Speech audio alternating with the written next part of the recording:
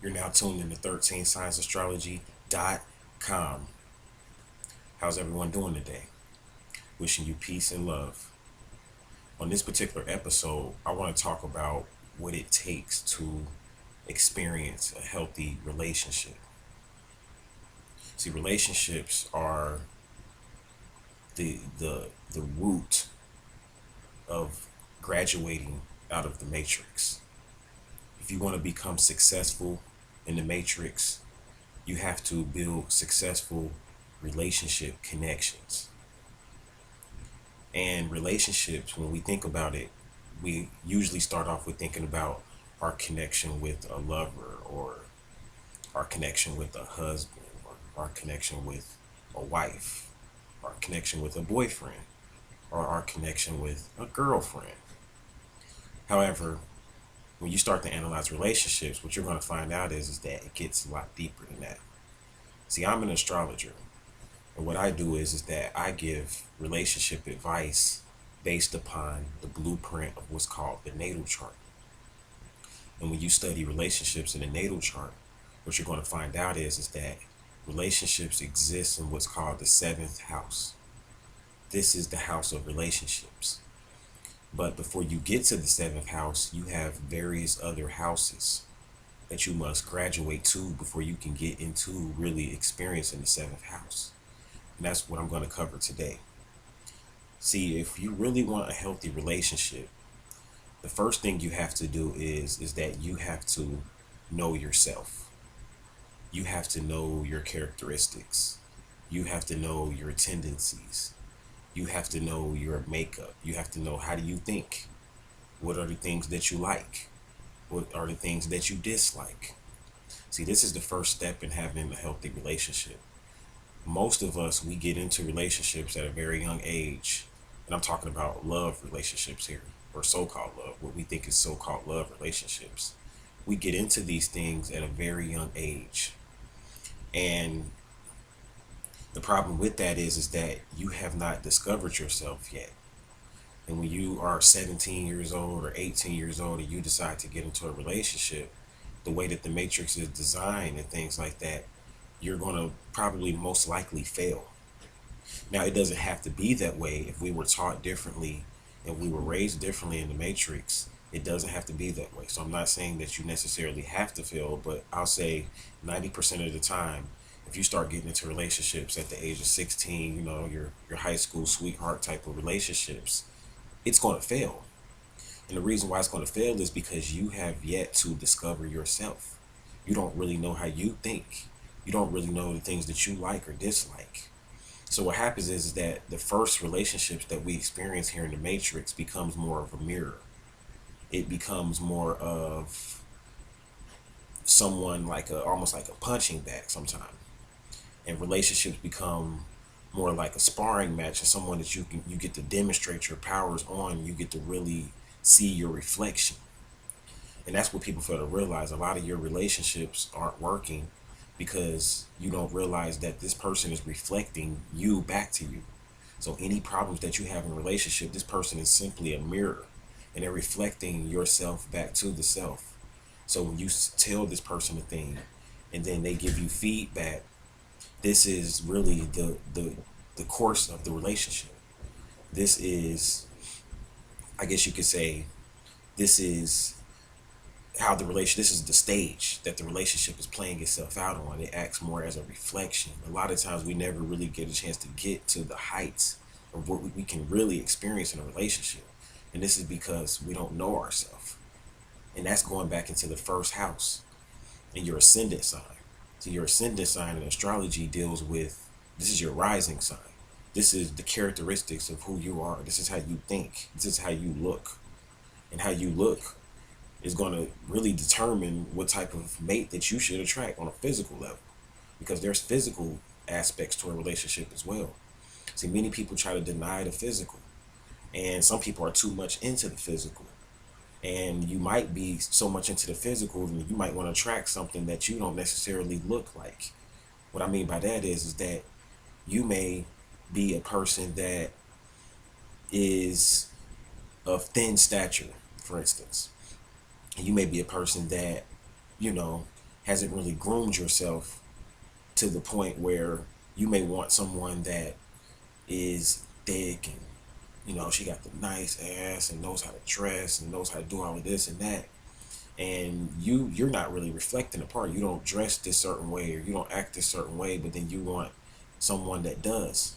So you go out looking for, you start casting your rod, and you start to go out and look for a person that is essentially someone that you shouldn't even really be with, because the way a person physically looks, believe it or not, it tells you a lot about the person if you get into the science of makeup.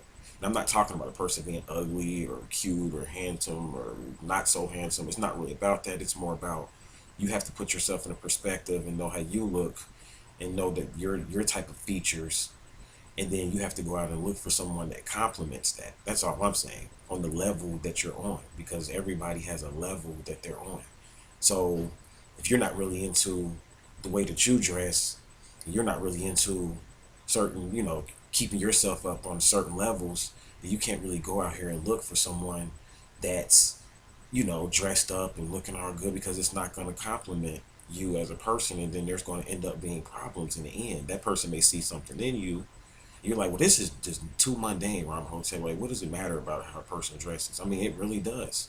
How you dress and carry yourself every day. Some people are plain Janes or Joes, whereas other people are very classy and they like, nice clothes, and they got to have the latest Louis Vuitton bag, or, they got to have the latest pair of Jordans, and they got to carry themselves a certain way. Some people, they don't want to wear hair on their head, or they feel like if they don't have a haircut, they're not presentable.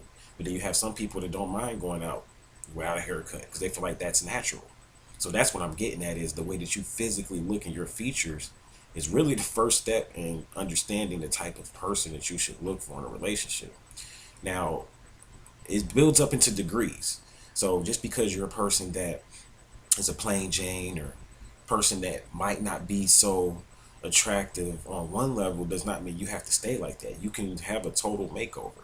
But if you go through the natal chart, as I want to take you through the natal chart, you're going to notice that if you go and you start off with this first step, which is your physical appearance, and then you build up to the next steps that I'll go into, because there's actually 6 things that you should master before you can really get into a relationship.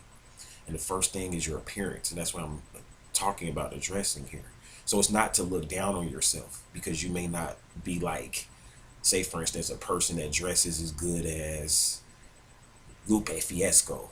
Very, very nice dressing. You may not be that type of person that dresses like him. You may not even want to be like that. You have to find yourself and decide, okay, this is how I'm going to dress. This is the way that I carry myself. You know what I'm saying? As long as you're clean and, you take showers every day and you maintain yourself, that's really where the buck stops. As far as the type of clothing that you buy, that's up to you. That's up to you. Now, the second thing that's very important when you talk about, graduating into being able to have a successful relationship is how you deal with material things, money. And this goes for men and women. See, it's always pushed upon a man that you got to make sure you have enough money to date this woman. You got to make sure that you got a job, and you got to make sure you got your money right. But it's even deeper than that. It's how you deal with material things. It's how you treat, say for instance, if you get that first car, that's your material thing that the universe gave you. The universe granted you, the planets granted you a car. And you have to learn how to maintain that car, because this is an object outside of self. And it's the same thing with the woman. A woman has to learn how to maintain certain material items. Like, how do you take care of your home? Are you a clean woman? See, there's a lot of women, your appearance looks real good. You know how to dress, and things of this nature. But then you go to the woman's house and it's filthy. She got shit stains on the toilet, curling irons all over the place. She can't seem to get her house together. Her house isn't clean. So she dresses good, she looks good on the outside, but then you get home and you find out she's not so hygienic. There's a lot of women like that. And men too. You got to take care of your things, your material items. So I'm not, beating up on one sex. This goes both ways. Another thing about a woman is that we stress that a man should have a job to be able to take the woman out on dates and things like that. And that's very true.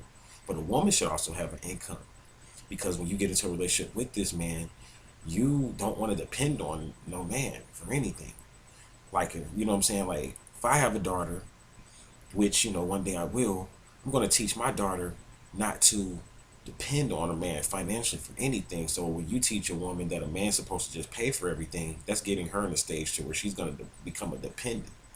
And if something happens with that relationship, she's going to go look for men that have money and things like that. And that's going to be the reason why she wants to be with this man, because he has some money.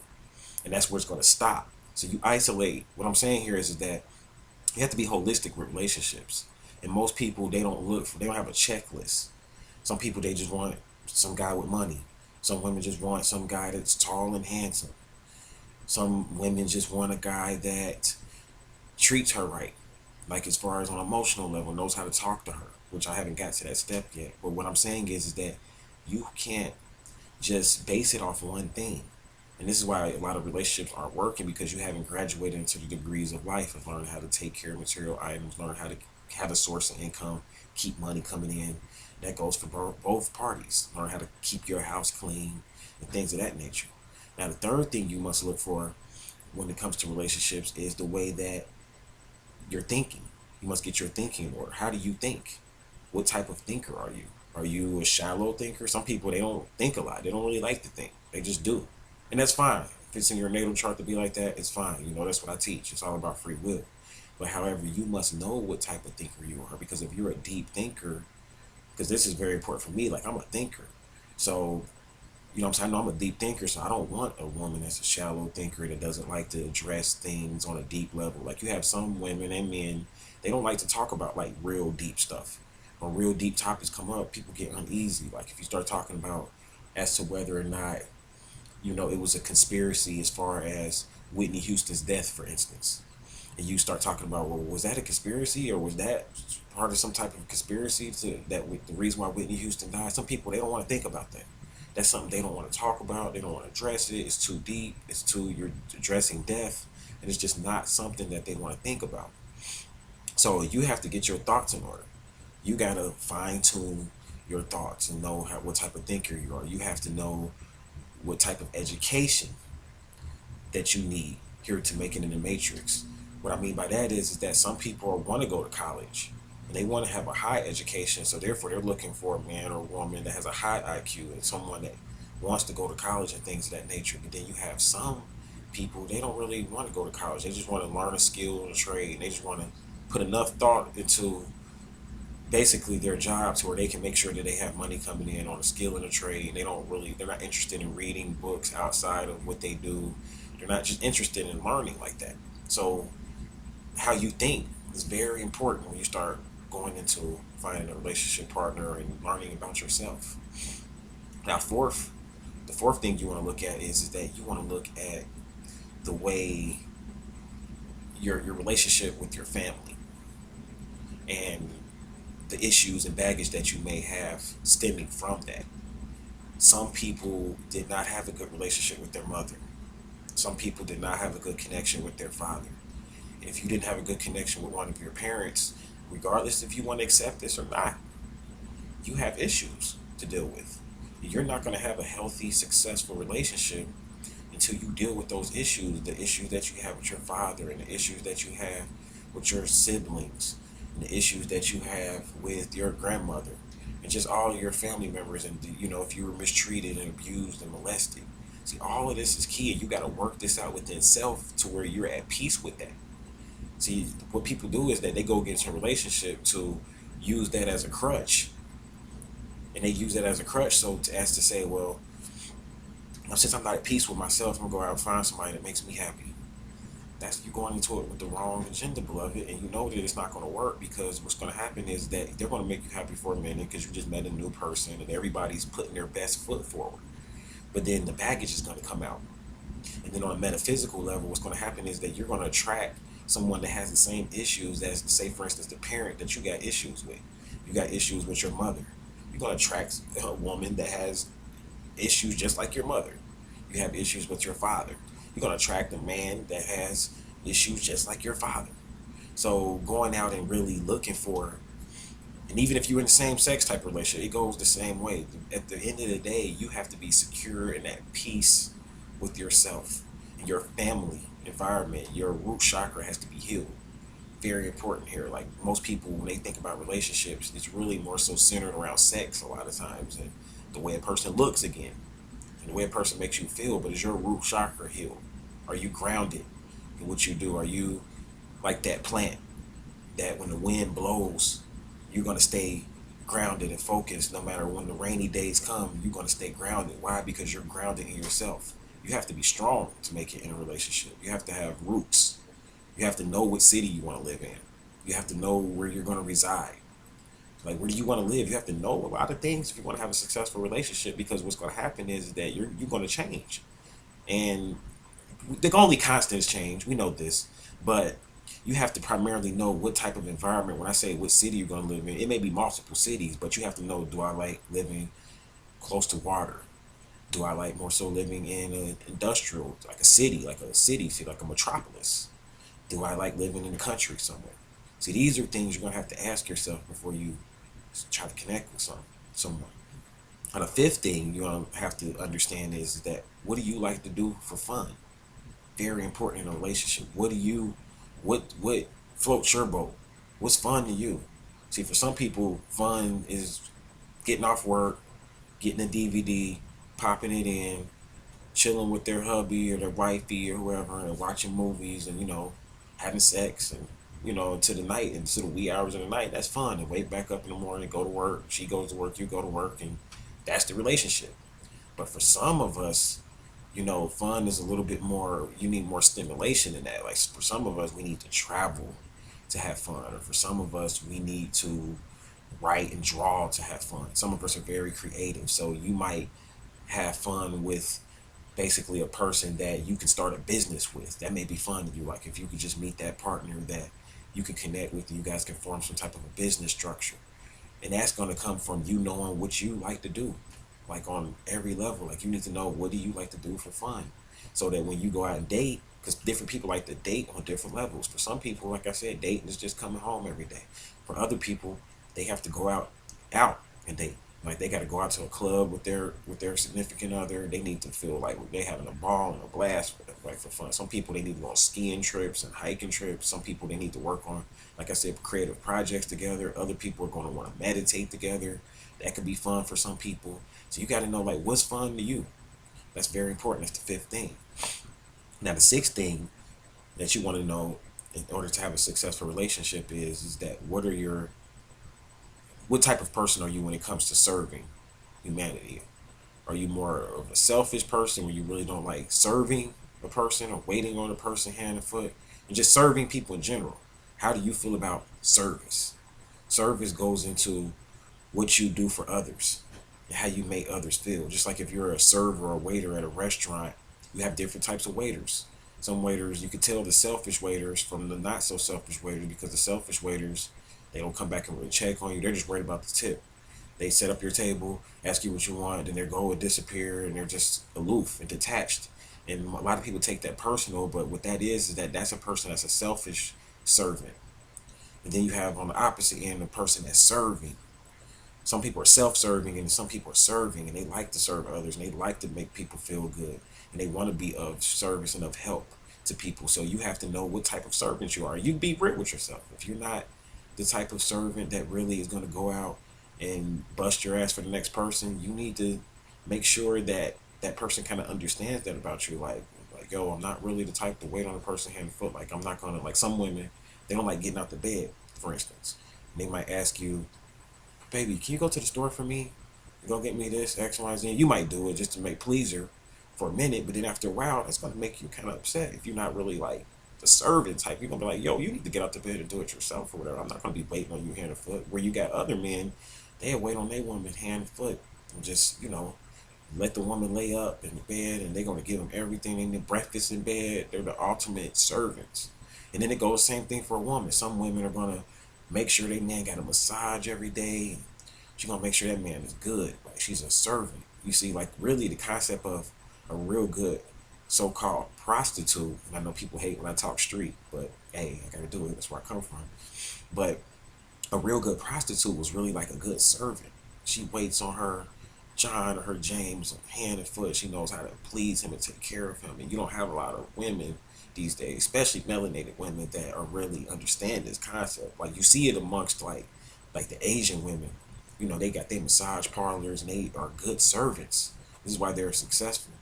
Now, like I said, you don't have to be the type that serves people. I mean, just know your limits, know your levels, and make that clear to your, once you finally do meet someone, make that clear to your relationship partner, your ability to serve.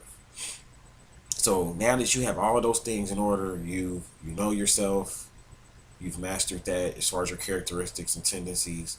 You know how to take care of material items. You take care of things. You know, you take care of your body. You're clean. Your hygiene and things like that. You know how you think. You know what type of education you need to make it. You know what type of thinker you are. You know you got your family situations in order, regardless if you did have family problems. I want to point this out: just because you have family problems and you grew up with family problems doesn't mean you can't heal from that. You can heal from that. It's just about being at peace. So I'm not saying you have to have a perfect relationship with your mother in order to have a perfect relationship with a woman. I'm not saying you have to have a perfect relationship with your father in order to have a perfect relationship with a man. It's just you got to know your limits and know your boundaries. So you know that. Then on the fifth level, you know how much sex you like or how much sex you don't like. Some people like to have sex 7 times a week. Some people want to have sex once a week.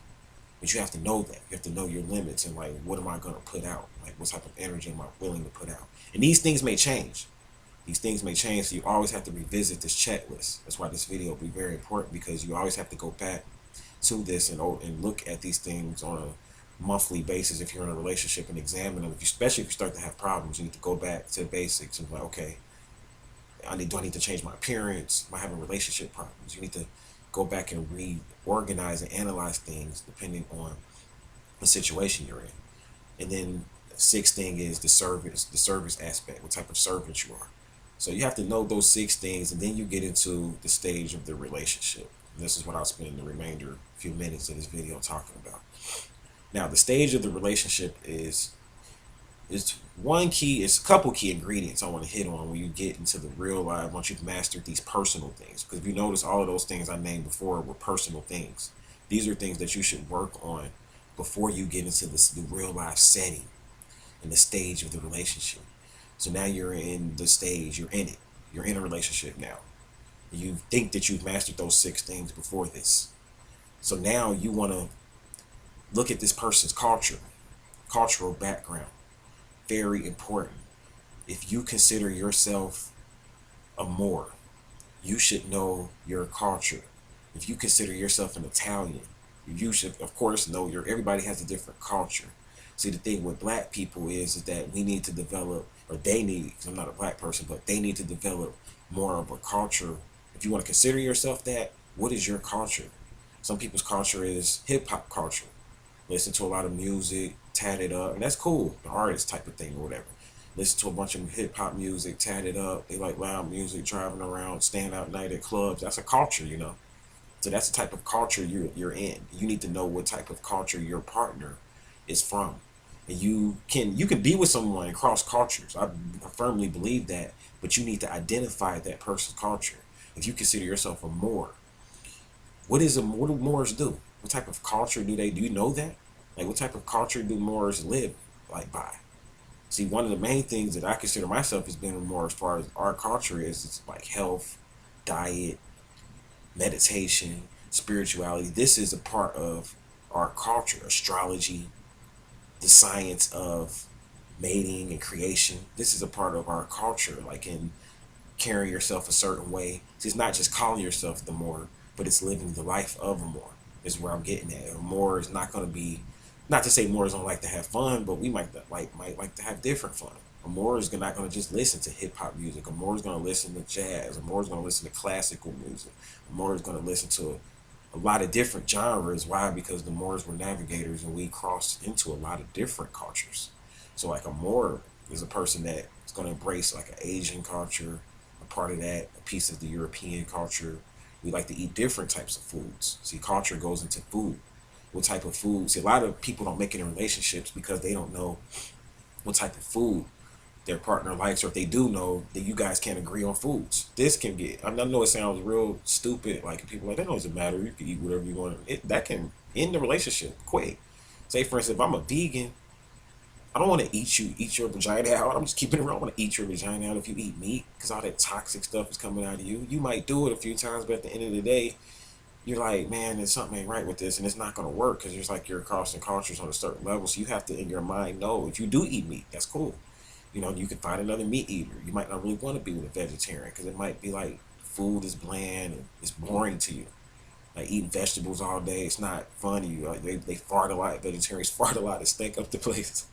And you're like, no, I can't deal with that because like you eat a lot of vegetables, you're taking a lot of fiber, so you're gonna get those toxins out of you real quick or whatever. And the sin of a vegetarian is slightly different. See, it's a lot of stuff you got to really think about. This is why people that they say Africans smell funny. That's because their culture is different. They don't smell funny to another African. A so-called African, now that's a broad term, but like a Ghanaian doesn't smell funny to another Ghanaian, or a Senegalese doesn't smell funny to another Senegalese. Why? Because they have similar cultures. But you may think they smell funny because you're from over in America or whatever. So just like a meat eater stinks to a vegetarian, and sometimes a vegetarian stinks to a meat eater, believe it or not. Just because you're a vegetarian doesn't mean you're going to necessarily always have that best scent or whatever. I mean, because it depends on what your nose is used to. Your nose can be like what stinks and what doesn't is really based upon how you eat, the type of food you take in. So all of this, you notice that I'm saying it goes into culture. Very important. Another thing I want to point out is that your life purpose, your higher life purpose, you have to at some point discover it. Now you can get into a relationship and not discover your higher life purpose. You might end up finding your higher life purpose once you get into the relationship. So that's why it's not really a part of the 6 things that you must work on before you get into a relationship. But it is one of those things that you must discover if you want it to go somewhere. Because it's going to get boring after a while. After you are with the person, unless you are real good at sex, like I am, no, I'm just joking. Unless you're real good at sex or whatever, but after about 6 months, the sex is gonna wear off, man. Like it's not gonna be the same. Like you're just gonna be all right now. What? Like okay, we've already did every single position, every single move. Just going to taking even just past the sex. Going, you don't went to all the movie theaters. You done traveled and went to various different cities together. You've experienced a lot together dating, but after about maybe just say 3 years even, a lot of stuff is going to wear off. And this is when, if you want to make it past that 3 to 4 year mark, you got to find your higher life purpose. You need to find like who you are and be secure in yourself. And this is like when it gets deep with relationships because like I myself, I'm going to get a little personal here. I'm not going to share too much about myself, but I just want to say a few things to help some people out. Like I myself have experienced a lot of, I mean, I'm not going to say a lot, but I've experienced my fair share of relationships. A lot of them have failed.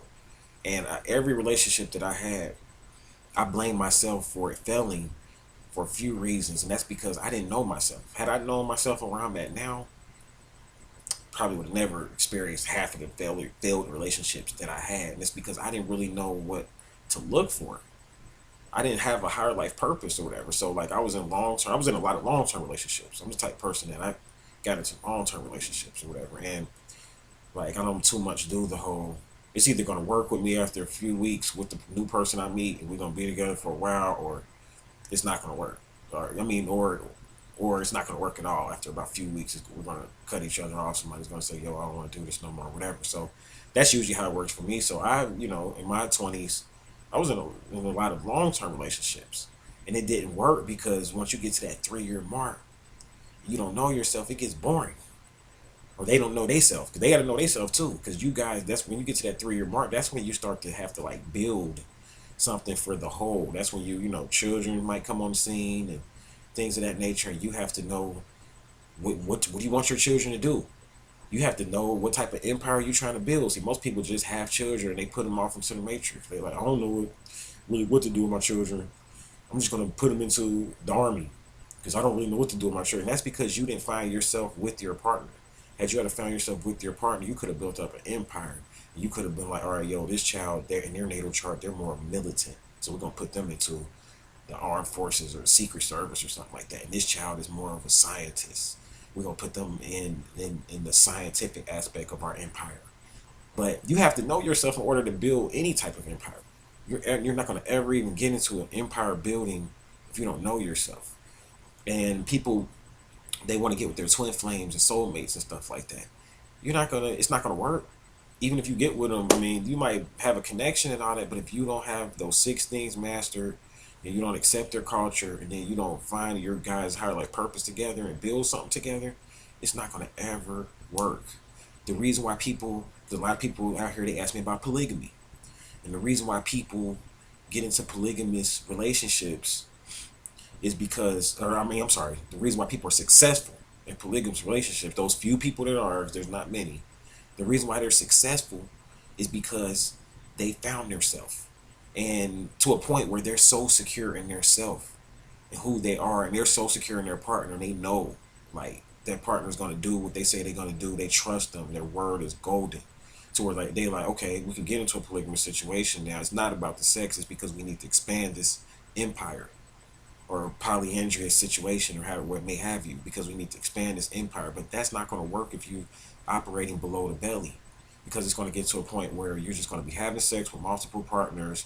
You're going to start to compare that partner to this partner, how they are sexually, and when you get mad at that partner, you're going to throw that in their face and say, well, this person had a longer penis than you, or this person could go longer than you, or you're gonna say with the woman, your vagina is dry, hers is wetter. Or, you know what I'm saying? She doesn't. You're not into sex like the way she was. You don't do the stuff she did. It's all about sex, sex, sex, sex, sex. That's what most of these relationships are about anyway. I'm gonna do a whole video on sex soon, in a few days. So I'm not gonna talk too much about that here, but it's not really about centered around sex. But most of the relationships are centered around sex or whatever. But they shouldn't be.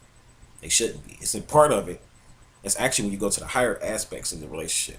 That's when you get into the eighth house and all of that. But in order just to have a successful relationship, you have to have those basic things mastered. Now, a lot of people that are single, I want to address the single people and people out there, that may not have a partner and they're happy. They're not happy.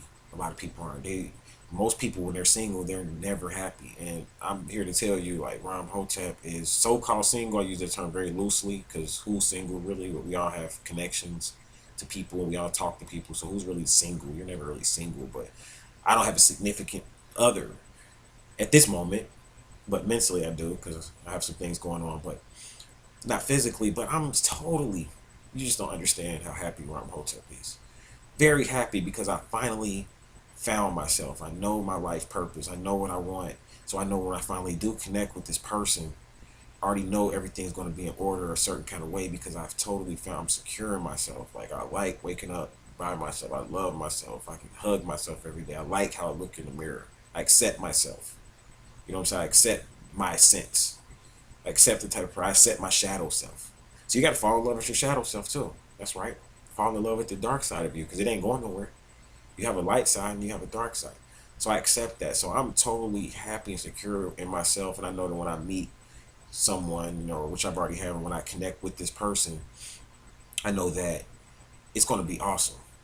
It's going to be amazing because I've already mastered myself. So I've mastered those six things. Like, I don't really, I'm not bitter about my family.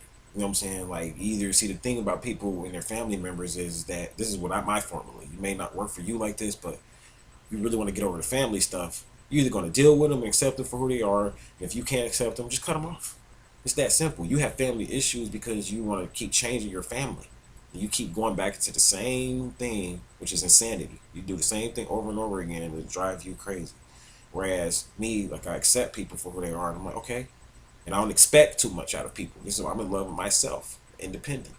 So this is a Leo trait, I guess. But so I'm in love with myself. I accept myself and I'm happy with myself. But that's an aspect of relationships that you're going to have to accept. We have people that are miserable, and then you want to go and meet somebody miserable as hell. You want to go meet somebody like that, and even you going to act like you're not miserable when you meet them, of course, but you're miserable. And what's going to happen is that your misery is going to come right back out in that relationship. Your depression is going to come right back out in that relationship. So you got to master yourself, beloved. Last thing I want to point out here is that I want to talk about meeting people. Meeting people. How you go about meeting people is going to determine the type of person you're with, and even a lot of times how that relationship is going to go. I'm going to start with the males. You going out here and you meeting females in clubs and meeting females even on the internet. That's cool, but you have to know, especially, let's start with the clubs. If you meet a female in a club, 9 times out of 10, you know you're getting with a party girl. So that's cool. If that's what you want, and that's the culture, again, that you're into, then that's going to work for you. You got you a party girl. But don't be some type of a monogamous dude that wants to be with one woman. You're a spiritual cat, and you like meditating and all of that. And then when it comes time to meet somebody, you go and you feel like you got to merge all the way over here to the left to meet somebody in a nightclub. It's not going to work like that. If you meet someone on the internet, It's cool to meet somebody on the internet, but what's going to happen is that they're going to have multiple people that they're dealing with on the internet. So when you meet somebody on the internet, that's just the first stage. You got to like date them after that. Like you can't like meet somebody on the internet and they live in one city, you live in another. You guys connect, do whatever you do, and then you say, okay, we're going to be in a long distance relationship, and it's on the internet. It's really not going to too much work. You know what I'm saying? If you don't accept the fact that she's going to have like other people she deals with on the internet, every time you see her post a status message on Facebook and another dude likes it, you're going to question whether or not she's cheating with that dude. See, all of that stuff is not going to work like that because you met him on the internet. So it's going to become like an internet type of relationship. That's what I'm getting at. Doesn't really work. Doesn't really work. You need to connect with that person at some point physically and stay with that person. Wherever they're in that city, you're gonna have to come together and merge together some kind of way. Doesn't really work or whatever. So the internet thing is kind of like not cool or whatever. The best way for a male to meet a female, as far as like you just want to like figure out how to meet someone or where to meet someone, like my man Tariq Nasheed talks about, shout out to him. You need to meet a woman like in a health food store or a bookstore. That's the best place, especially if you're watching my channel, and I know what type of cats watch my channel or whatever. That's the best place to meet someone at. Don't go out here to a strip club and go meet a stripper and thinking it's going to work. Don't meet a woman. A lot of people hate when I say this in consultations. I tell them this all the time. Don't go meet a woman at their job while they're working. That's not. And then you wonder why you got shot down. You try to get her number, like, yo, can I get your number? And she's checking you out. And sometimes it happens and it can work for you. It might work. If you work with that person, it might work. But if you just like in there, say for instance, she work at a restaurant or something, and you're just in this restaurant, and you just decide to holler at her. She may give you her number, she may not. But what you got to remember is that 15 to 20 other dudes probably hollered at her that day. Why? Because she works at a job that she meets guys that check out all day, and that's guys they like the easy way of getting a number. Don't do that. Meet a woman somewhere where you could really sit down and have a conversation with her, and speak with her, and talk with her, and get to know what type person she is. And if you want to be successful in that, if you're a spiritual cat, a metaphysical type of dude, then basically a bookstore or a crystal shop or something like that is like really the best place to meet a female at, or a health food store. Those are the best places, or even like a gym. It's a good place to maybe, meet a woman at a gym if you guys like to work out, or, at a yoga center or something like that. Because then this culture again, and what she likes to do for fun. If a woman likes to do yoga, that's going to tell you a lot about that woman, believe it or not, just from the fact that she likes to do yoga. Interesting or whatever. So, and then women. Now, women, it's a little bit different. You guys really don't have to meet anybody. You guys are like the attracting power. So you guys can attract different type guys to you. And basically, you just have to choose the guy that you like the most. But there are some women that do like meeting males, and they're more of the aggressive types. And they do like meeting males.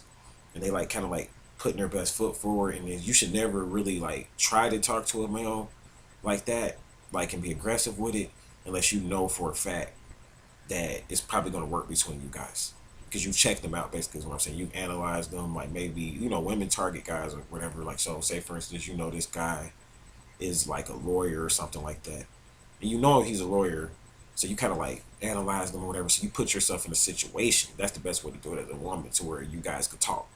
Like, like you put yourself into that situation as a woman. Like, never have to seek a man out. And I don't know why I'm saying this. I mean, most women know this. I'm pretty sure women are really good at how the first initial connection. But so you do have women out there that are real aggressive and want to like throw themselves on a guy or whatever. You don't have to do it. Like, you just put yourself in a situation. You like that guy, because really, essentially, guys really don't have to go out and meet women, and women don't have to go out and meet guys. Really, what I'm getting at here is that you really just you should attract the type of person you want, and just attract that type of person by just being in the situation and just letting nature take its course.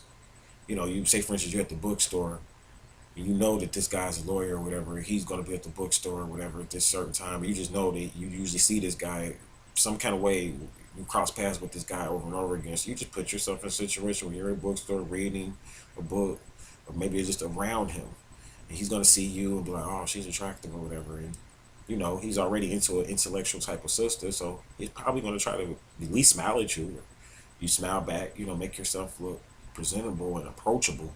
Like, a lot of women, they like to play games or whatever. Like, even though they might like you, they try not to look approachable. But if you want to attract someone, look approachable, look happy, smile, things like that. So it's just putting yourself in that situation. But for the guys, don't go out here and just be meeting women like haphazardly and just getting numbers and driving. You got the guys that drive around and they blow the horn. Hey, hey, yeah, what's up, baby? What's up? And I'm like, come on, man.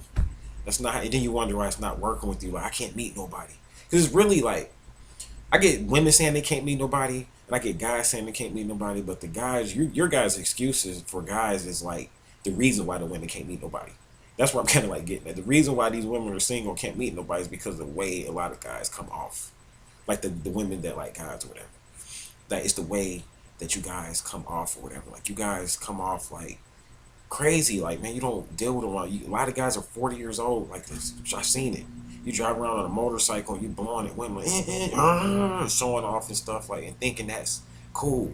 You're gonna attract a young hype chick that she's gonna like that, and she's gonna ride on a motorcycle. So she's gonna feel the vibration of the motorcycle, and then after a while, it's gonna get boring. You know what I'm saying? But if you really try to meet someone for real, this is what this video is about.